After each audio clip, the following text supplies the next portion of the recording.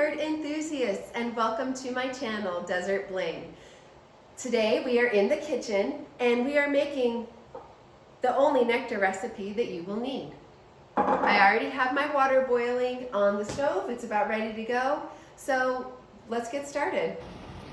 So what you'll want to do is bring the water to a boil. I'm using a tea kettle, and as you can see, it is ready to go. I'm sure you could use a coffee maker with, of course, no grinds to heat up water. I don't think it would get hot enough, but you could also use a microwave. I just do the standard tea kettle, and once it's done, just pop that off.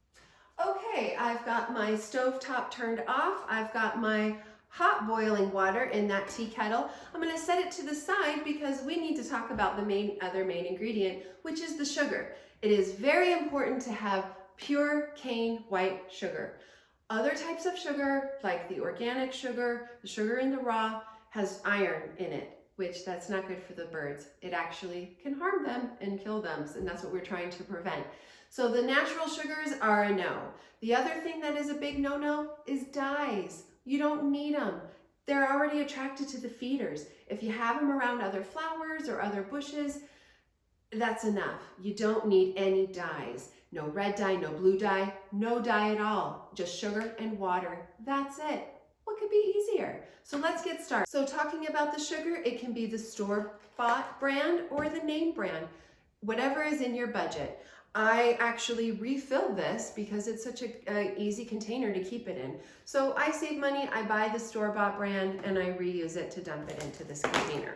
That's just my little secret. So we're gonna measure out our ratio, which is 4 cups of boiling hot water to 1 cup of the pure white sugar. So I like to overfill the measuring cup first and then kind of pat it down, make sure that it has getting all the little air bubbles out. I tap it, that is something I like to do, and measure it like so. Some people just dump it in. I prefer to measure it out. I'm just a stickler that way, but hey, you do you. But I try to keep it, I don't want to harm those birds. They seem pretty delicate. So once again, just kind of pat that. I like to make sure it's nice and even. And voila, right into the second container there. One thing I would like to note before I put this boiling hot water into these glass containers is that these are heat safe. They are good for both cold and hot beverages, so please make sure, because that is very dangerous. You want to make sure that you have heat safe glass. I like to use the glass because you can just throw it in the dishwasher and it's super easy.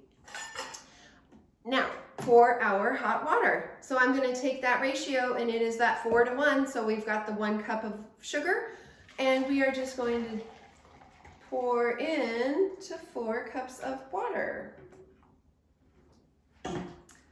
Let me just double check that.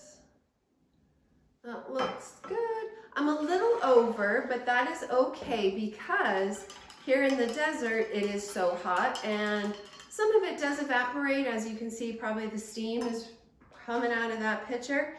Let's do another 4 cups of water here. And just a little bit over. And let me finish that train of thought. Is the water not only evaporates, but it does also give those hummingbirds a little extra hydration that they need during these hot summer months. So I just go over just ever so slightly, but I've read on the Hummingbird Society that that is okay to do. So now our nectar is complete, we are done. So we just let it cool. I'm gonna set it off to the side. Okay, so I've got my nectar off to the side and cooling to room temperature. Once it gets to room temperature, it can be transferred into some containers to be stored up into the refrigerator for up to a week. I have some plastic ones here that I've reused from the SodaStream brand. They sadly are not dishwasher safe, so they have to be hand washed. They're a little cumbersome to use. I did get some glass ones off of Amazon, and they have a silicone sleeve on them. They're faring pretty well.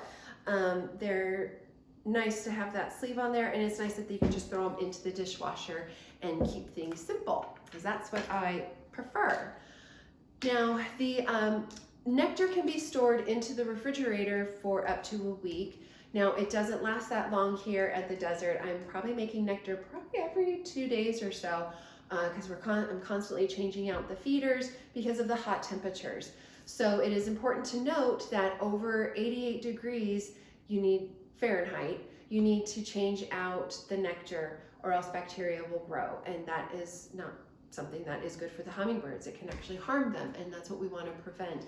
We want to preserve these jewels of the desert. So the nectar needs to be changed out in the summertime every day. So it becomes quite the chore. It is a hobby of mine, but I love those birds so much. So that is why I dedicate to spread the word of how to keep these birds safe, because we want them around for a long time. They are beautiful jewels of the desert.